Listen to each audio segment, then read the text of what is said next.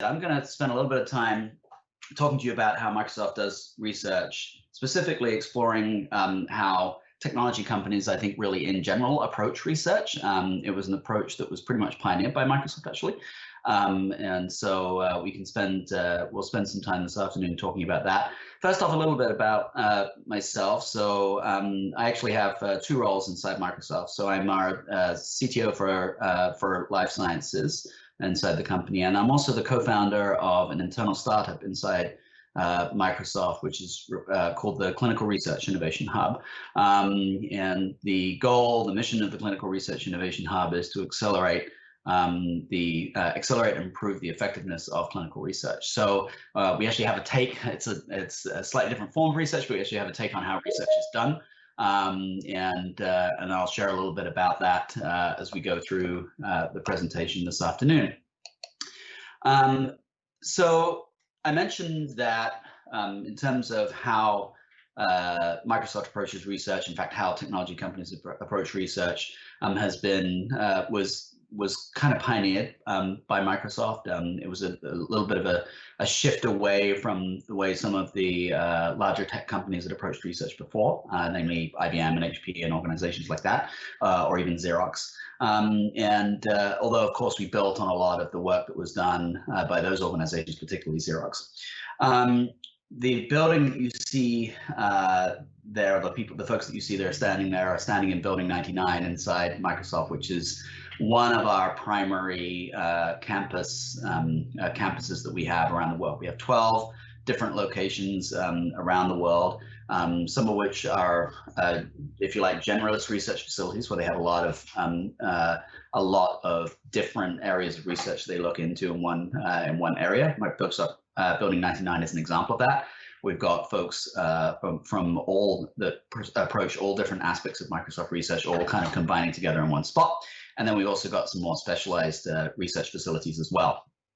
Those locations are spread all around the world. The one you see there, Building 99, is in our Microsoft headquarters, which is based in Redmond, Washington, which is close to Seattle. But we also have research facilities in the UK, in India, and a whole bunch of different locations all around the world, China as well. So this started for Microsoft in 1990, and it's worth pointing out that 1990, although that was a long time ago, it was actually 15 years into Microsoft's own journey. Microsoft was formed in 1975, and so between 1975 and 1990, research that was done was actually pretty much done on an ad hoc basis, and there was no concerted push into research before that date. But in 1990, our CTO at that time, Nathan Myhrvold, wrote a memo to who would have been the CEO and the COO of the company at that time. So Bill Gates, obviously the CEO at that time, and Steve Ballmer, who would later become the CEO of Microsoft. And he wrote a memo about the need for fundamental computer research. And specifically, what we started to realize as an organization all the way back then was that if Microsoft did drive new research, even though net new research, even though there was plenty of research outside of Microsoft that could potentially be relied upon, we really need to drive our own research if we were going to drive the agenda as a technology company going forward. And so this was, I think, probably one of the early insights into understanding just what the importance of technology would be going forward over and above what it already was in 1990, and that to do your own research would advance the computer industry as a whole, and if you advance the computer industry as a whole, then you could advance the fortunes of Microsoft. And one of the things that I think was particularly interesting was that as we started to form Microsoft Research, we realized that the tenets, if you like, of research that existed outside of Microsoft also needed to apply to Microsoft itself. So we needed to have an open approach to innovation, an open approach to research. We needed to do peer review. We needed to publish our work externally, which we did. We needed to ensure that we were recruiting the right talent.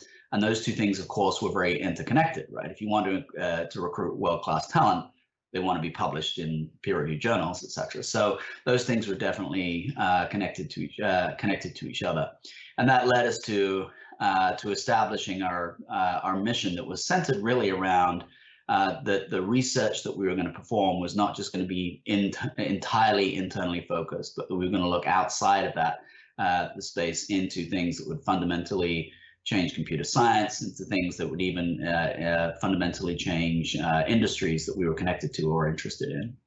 And so you see today what the areas that Microsoft Research plays in, and it's actually quite a wide range. The areas that you might expect, there's a strong focus on intelligence, including artificial intelligence, itself in the purest form, and then things like audio and acoustics, computer vision, human-computer interaction, etc. And then you would also expect an organization like ours to do a lot of work on the systems side, which we do. And these things obviously pay off directly in terms of Microsoft products and services and potentially new business opportunities for Microsoft as well. But we also go pretty theoretical as well. So we do quite a lot of work on algorithms. We do quite a lot of work in mathematics specifically, and in other sciences that are of particular interest to Microsoft as an organization. So very significant investment, for example, in medical health and genomics research, very significant investment in ecology and the environment as well as an organization. So these are all active areas of Microsoft Research, and I would encourage you, you'll see a link towards the end of the session here that links to our Microsoft Research blog. That is one of the ways to find out about all of the latest research that is being conducted at Microsoft, and how, and obviously learn more, and with pointers direct to the papers that are being published. So that was where Microsoft Research started, and that's the work that effectively we're doing today. But the backdrop to that, I would say, has been very, very important and very significant for technology companies, has been the way in which research itself is changing over time, from the experimental through the theoretical, through computational, and now through to data intensive, with of course all of those components remaining and building and interacting with each other as we go along. But really, as a technology company, there's a very significant player in cloud computing, a very significant player in AI, and a very significant player on the data side. What we find is a sort of virtuous circle that exists between all of these elements, right? Our research into those very areas, into cloud, into AI, into data, into the world of data, allows us to be able to create more and more powerful computer systems that themselves enable and aid research. And so that virtuous cycle is obviously something that is very useful for us. And I'm going to spend a little bit of time during the course of this session to talk a little bit more about each of those areas, the advances that we're seeing in each of those areas, and then how that plays into scientific research.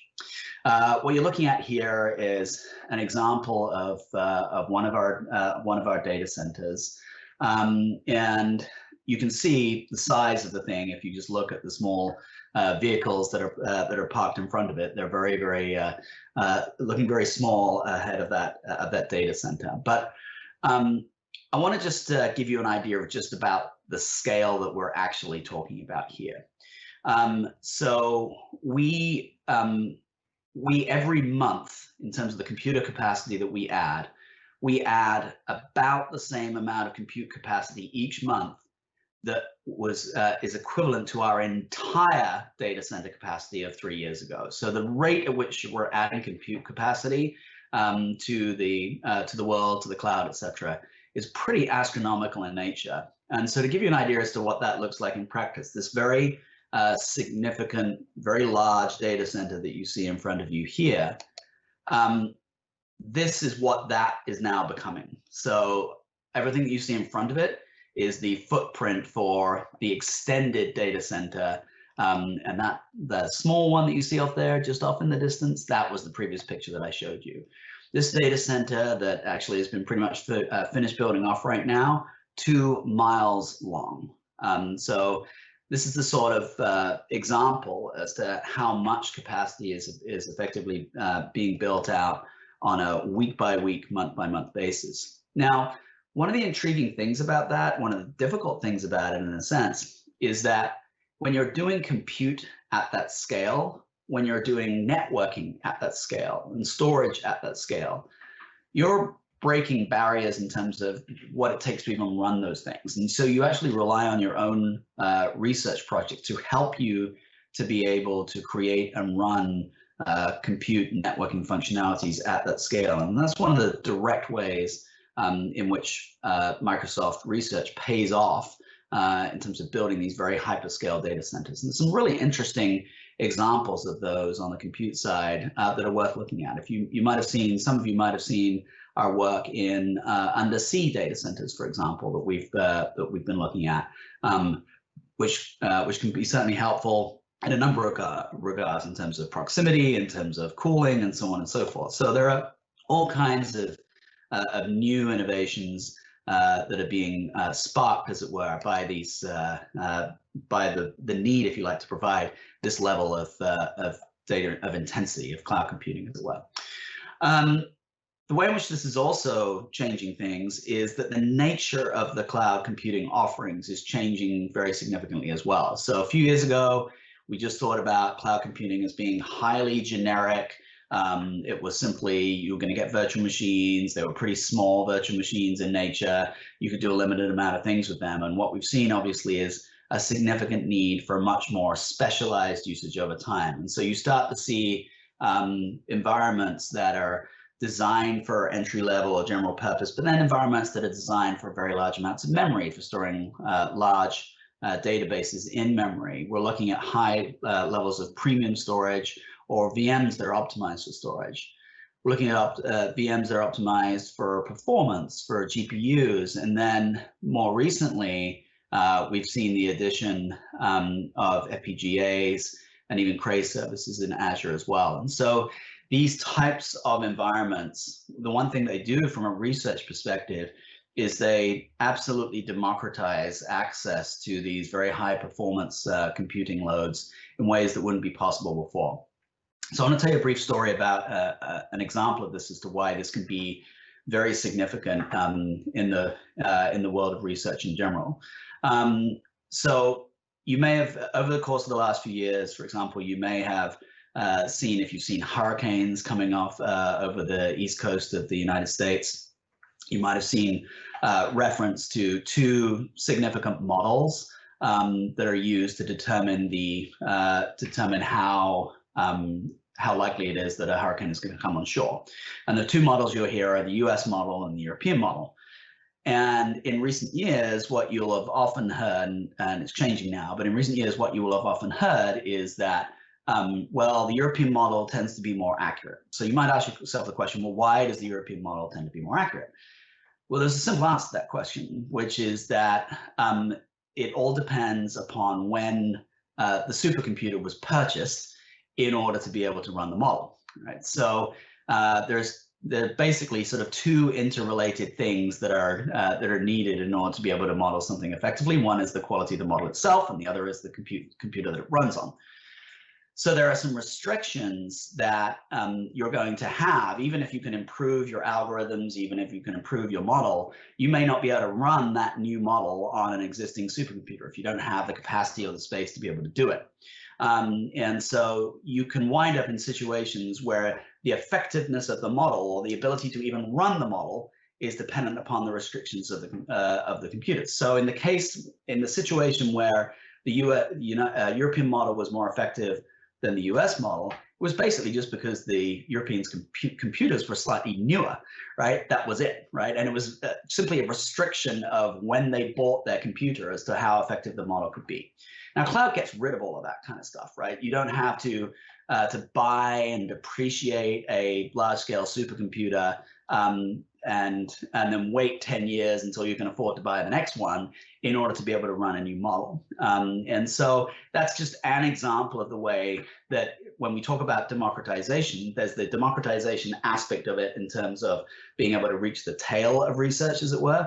But then there's also the aspect of it of simply being able to move from one version to the next version very, very simply in a way that you would not do with very, very high performance, very high cost hardware.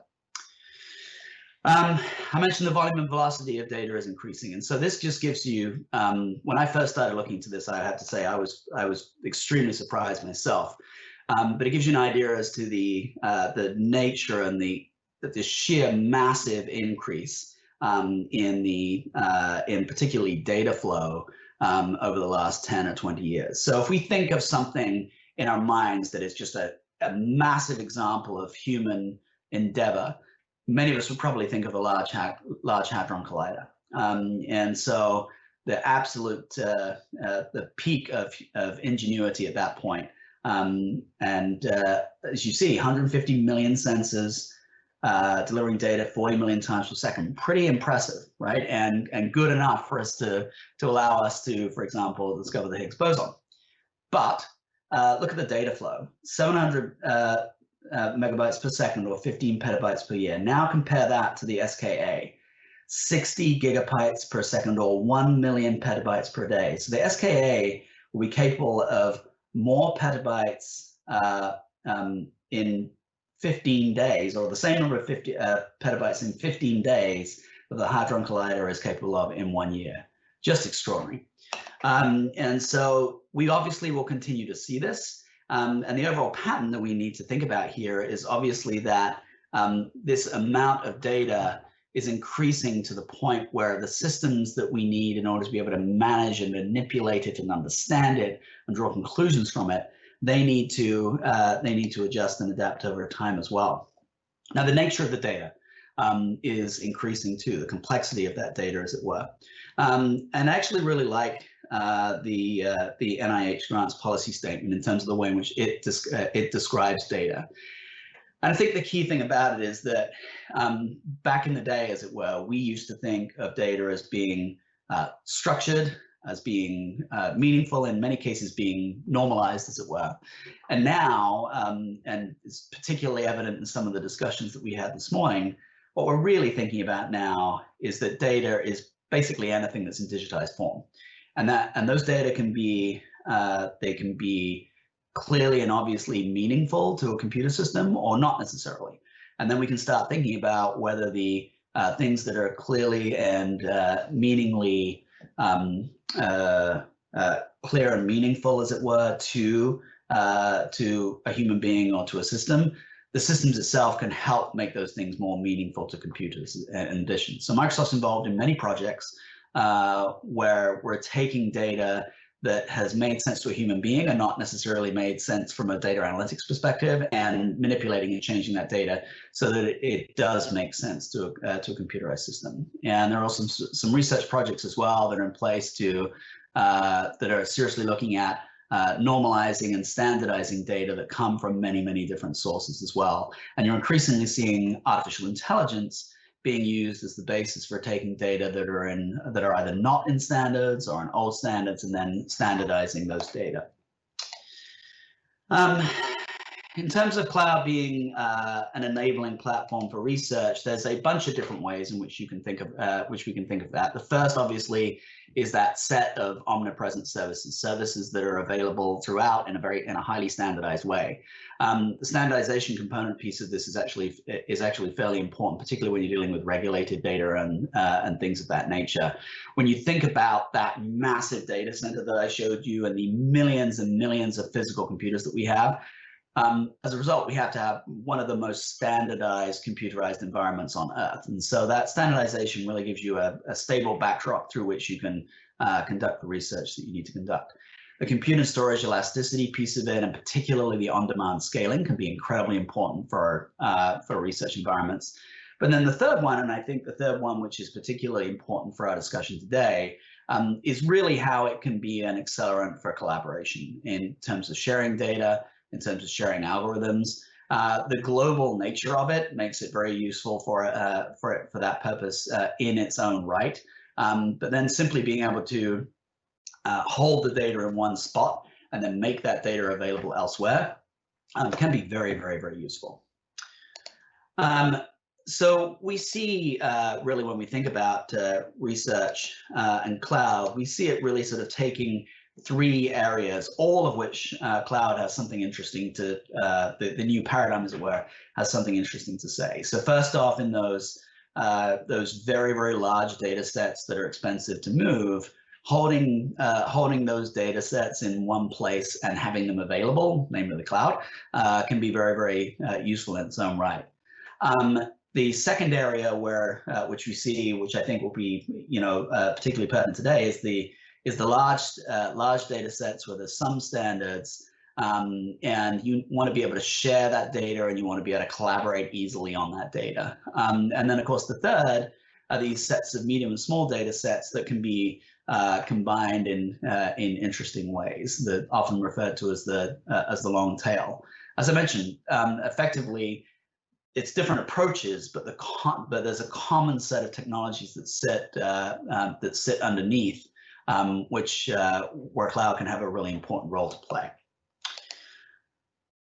I mentioned before that that artificial intelligence is having a significant role in terms of research driving advances in artificial intelligence, but also the artificial intelligence being used as a means of driving advances in research. So, for example, we're starting, just in the field that I'm in right now, we're starting to see early work being done in things like AI-driven hypothesis generation, as an example, where it's giving researchers an indication of where to look, or where they think they might, where it might be useful to look for new areas or new branches of research. But to relate it to some of the work that we've been doing, and also to relate it to some of the centers that I was mentioning before, here are examples of some of the centers that were involved in some of the more interesting breakthroughs in artificial intelligence in recent years. So the FPGA is being deployed in data center, speech recognition, getting to human parity on a switchboard test, machine translation, similarly,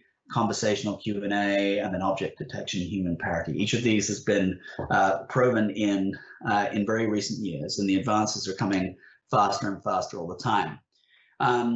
There's a couple of examples of that are particularly pertinent to health and life sciences domains, for example. One is text analytics for health. As many of you will be aware, health data is typically, a lot of it is unstructured in things like doctor's notes and medical publications and things of that nature.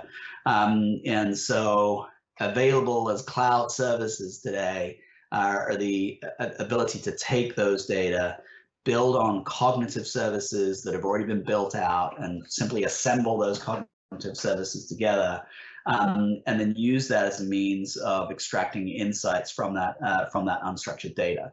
So a model like this is typically trained. It's a trained model. It's a supervised learning model, and in this case, the training data would be things like clinical notes, clinical trials data, protocols, et cetera, et cetera.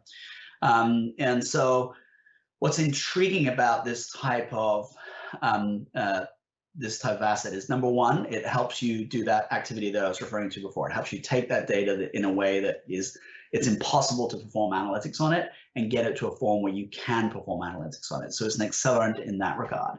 But then secondly, it also helps us deal with the massive inflow of information that is difficult or even potentially impossible for individual researchers to be able to understand, or even those that are consuming that research for another purpose to understand. So there are thousands and thousands of journals that are published every day, journals, or I should say publications, that happen every day inside journals. And it would be impossible for any individual researcher, or indeed any individual doctor in a clinical care setting, for example, to consume all of them.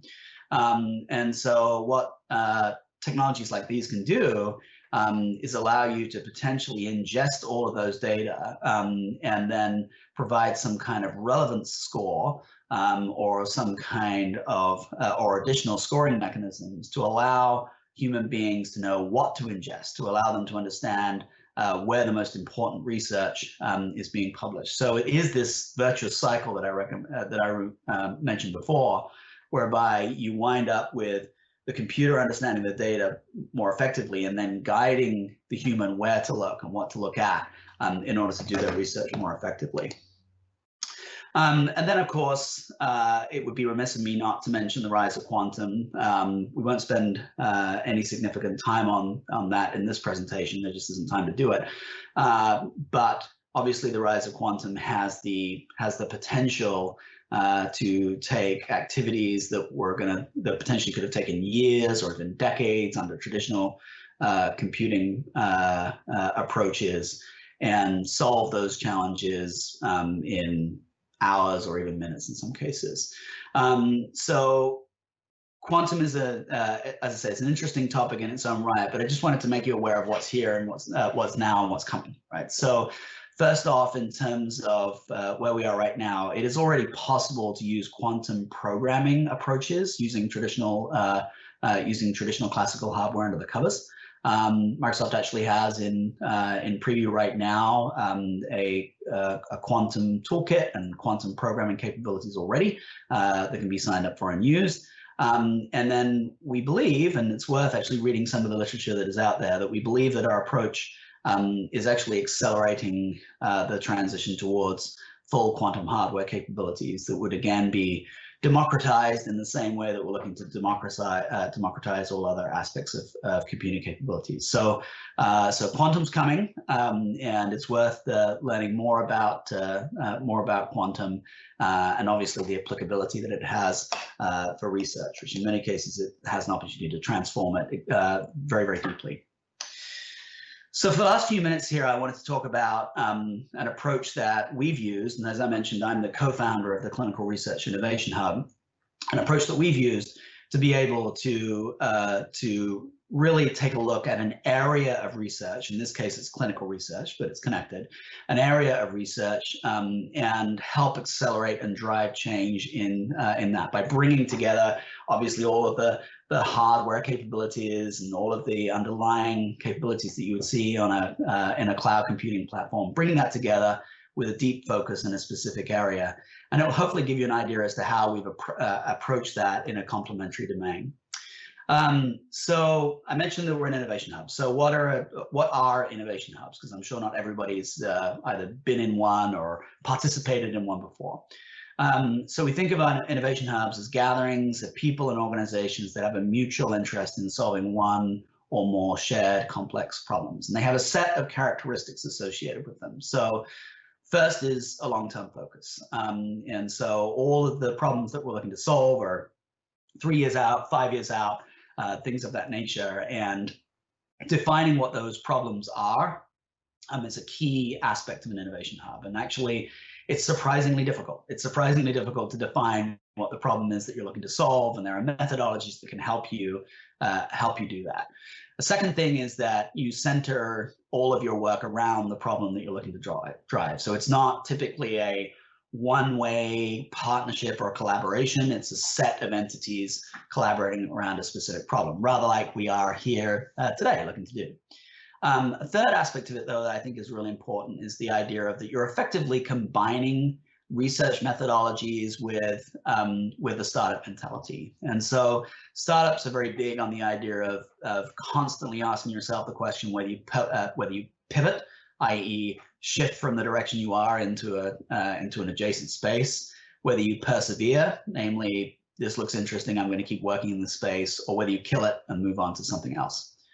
A fourth aspect of it is open innovation. So open innovation is very, very similar to the open science movement. And it's really centered around the idea that innovations are available to all. You tend to focus your work on pre-competitive spaces so that you can collaborate most effectively. And then lastly, you think of the work that you do as a portfolio. So we expect, in terms of the work that we do, to have a mix of things that are likely to succeed and a mix of things that are likely that have much less likelihood of being successful, but are worth exploring nonetheless because one or two of them will hit, right? So you end up having this almost like managing it like a financial portfolio, where you have a set of projects, if you like, innovation projects or research projects that combined together will produce a return. And you want that appropriate mix of the across the portfolio as a whole. In fact, one of the measures that we have of ourselves is if everything is succeeding, then that's a problem. That means that we're not effectively taking enough risk in terms of what we're looking at. And so that's one of the measures that that innovation hubs typically have to ensure that they're driving enough innovation and being innovative enough. And we think that's actually an appropriate approach to research portfolios as well, right? You want that mix of research projects that seem very promising and the ones that are much more speculative. But if the idea turns out to be correct, it could be really, really transformative in nature.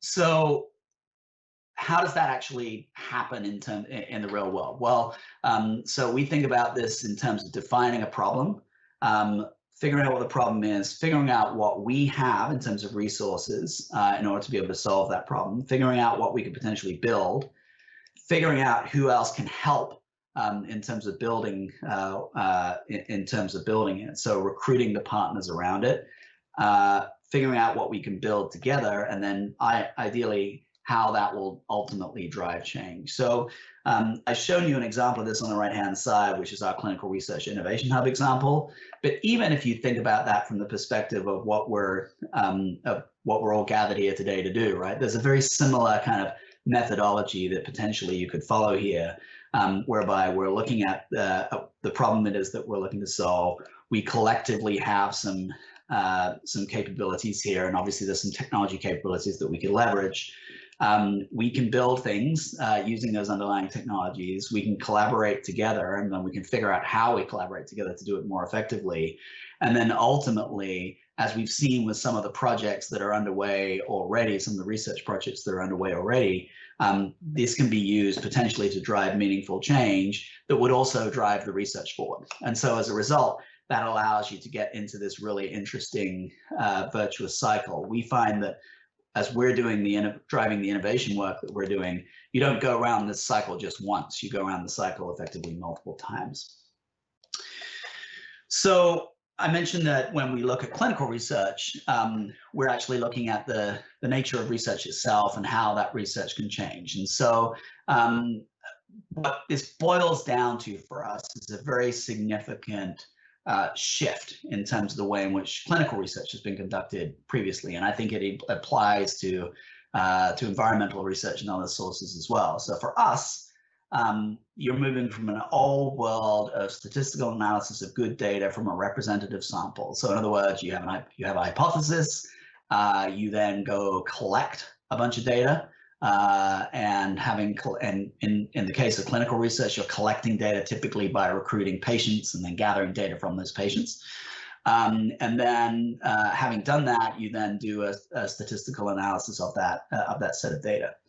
And what that's shifting to fairly dramatically is evidence generation from large data sets of uncertain quality. And so I highlight those three elements because what we really need to think through, and I think we'll be thinking through elements of this later today, is the challenges associated with each of those individual components. So number one, what constitutes evidence, right? What constitutes evidence generation in this new world where the sources are fundamentally different?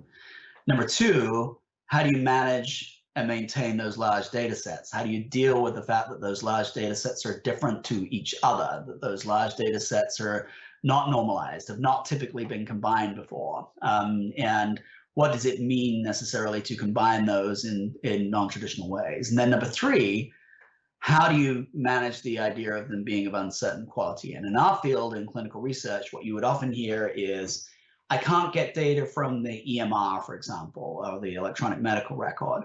And I can't do it because 60% of the data in it is rubbish, right? Well, even if you knew what the 40% of the data was that was not rubbish, right? That would be incredibly useful in its own right. And it would, by virtue of that, be much, much more useful in a research context than it would be otherwise, right? And so this idea of what uncertain quality is just simply a means of us trying to get to the point where we know which elements are good, which elements are not good, what we can do to enrich the data if we need to, how we can compare, for example, multiple views on the same data in order to be able to ensure that we have an understanding or are able to enrich that data. What kind of artificial intelligence techniques can we use potentially to improve the quality of those data? So those are some of the things that that we think about with regard to our space of clinical research that I think are generally applicable more broadly. And then just to give you this as an idea as to sort of how we go about thinking about research being conducted, is what we take is a view of what we think research effectively should be in a 3 to 5 year time frame.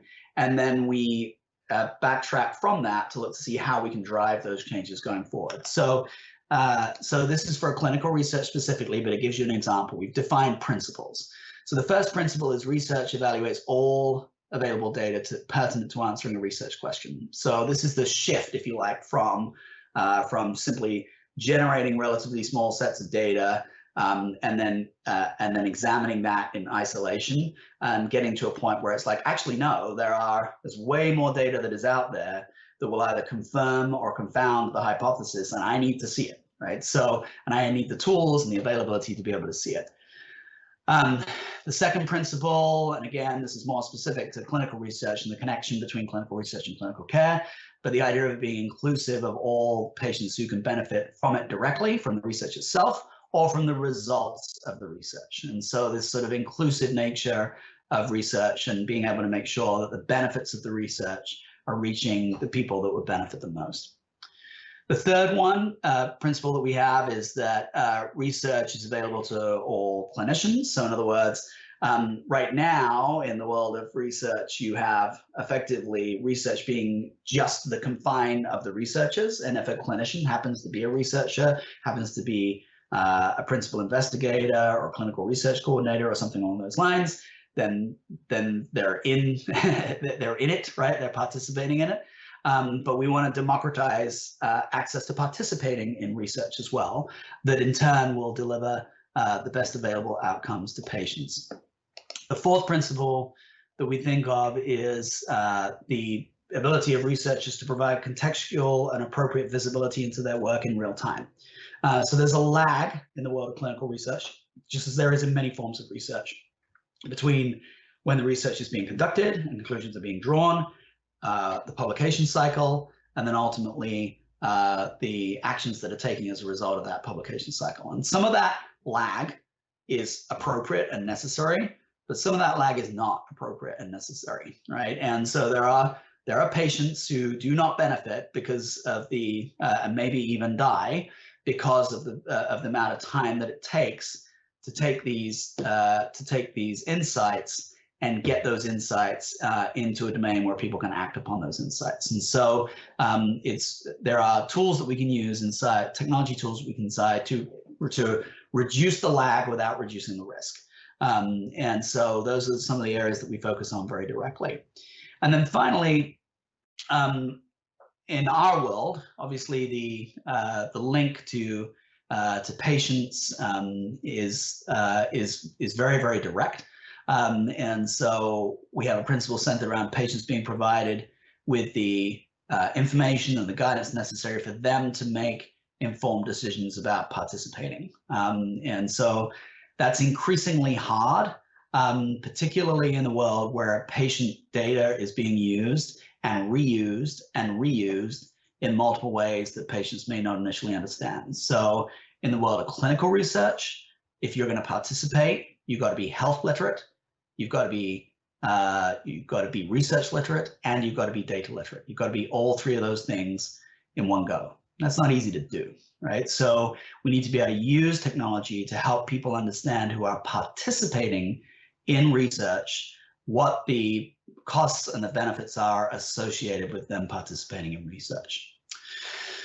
So I wanted to take you for a quick tour through that, really to help you understand. So number one, how we think of research generally, all up. Number two, how we think of this interconnection, if you like, between the research and the technology that is enabling research and driving research, as it were, and in some cases is even driving to improvements in the technology itself. And then thirdly, when we look at a particular industry domain, how we think about applying the lessons that we've learned to that domain and driving research itself forward in that domain. So hopefully those sort of different views on it were helpful for everybody. And I'd be happy, maybe as we get towards the roundtable discussion or something like that, to take additional questions. And then obviously anybody can feel free to reach out to me online, offline. You can contact me via email. It's pslater, P-S-L-A-T-E-R @microsoft.com. We can share that afterwards, and or over LinkedIn. All right. Thank you very much.